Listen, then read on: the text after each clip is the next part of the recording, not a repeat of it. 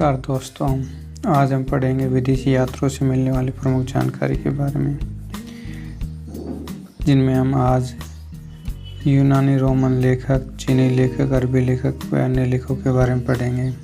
जिनमें हम पिछली वीडियो में यूनानी रोमन लेखक के बारे में पढ़ चुके हैं। आज हम पढ़ेंगे चीनी लेखक। चीनी लेखक में पहले आते हैं फाहियान। यह चीनी यात्री गुप्त नरेश चंद्रगुप्त द्वितीय के दरबार में आया था। इसने अपने विवरण में मध्य प्रदेश के समाज एवं संस्कृति के बारे में वर्णन किया है।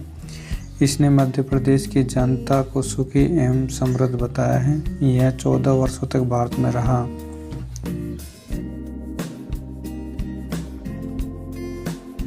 दूसरे लेखक हैं संयुंगन।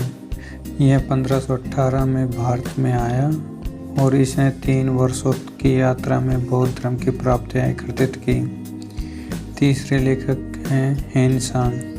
यह हर्षवर्धन के शासनकाल में भारत आया था। हेनसांग 629 में चीन से भारत के लिए प्रस्थान किया और लगभग 1 वर्ष की यात्रा के बाद सर्वप्रथम यह भारतीय राज्य कपिसम पहुंचा। भारत में 15 वर्षों तक ठहर के 645 ईस्वी में चीन लौट गया। वह बिहार में नालंदा जिला नालंदा विश्वविद्यालय में अध्ययन करने तथा बौद्ध में से बौद्ध ग्रंथों को एकत्रित कर ले जाने के लिए आया था। इसका भ्रमण वृत्तांत शी युग के नाम से प्रसिद्ध है, जिसमें 138 देशों का विवरण मिलता है। इसने हर्षकालीन समाज, धर्म तथा राजनीति के बारे में वर्णन किया है। इसके अनुसार सिंध का राजा शूद्र था। हेनसांग ने बुद्ध की प्रतिमा के साथ साथ सूर्य और शिव की प्रतिमाओं का भी पूजन किया था। लेखक है इत्सिंग। यह 7वीं शताब्दी के अंत में भारत आया। इसने अपने विवरण में नालंदा विश्वविद्यालय, विक्रमशिला विश्वविद्यालय तथा अपने समय के भारत का वर्णन किया है।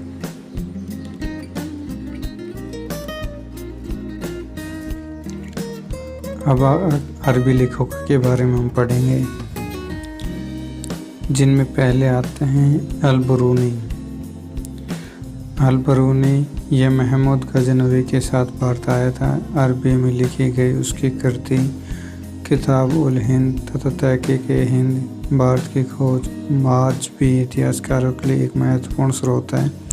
यह एक विस्तृत ग्रंथ है जो धर्म और दर्शन, त्योहारों, खगोल विज्ञान, कीमिया, रीति रिवाजों तथा प्रथाओं, सामाजिक जीवन, भार तोल तथा मापन विधियों, मूर्तिकला, कानून, मापतंत्र, विज्ञान आदि विषयों के आधार पर 80 अध्याय में विभाजित है।